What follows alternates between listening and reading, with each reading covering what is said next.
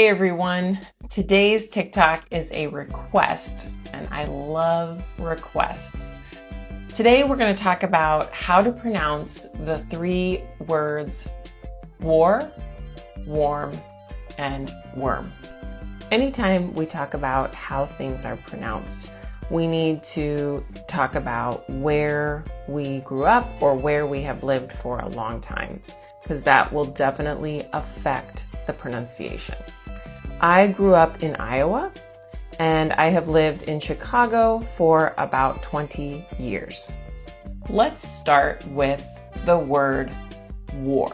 So first of all, the definition, a war is an armed conflict, and I can use it in a sentence by saying the countries have been at war for months.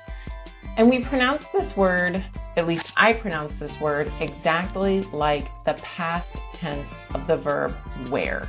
So for example, I wore a dress yesterday. So I wore a dress, or the countries are at war. I pronounce these two words the same. Now let's discuss the word warm. Like if I say it is warm outside, I'm referring to a comfortable temperature, right?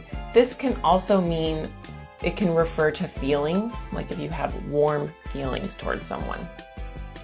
I pronounce warm the same as war, but add an M at the end. So warm.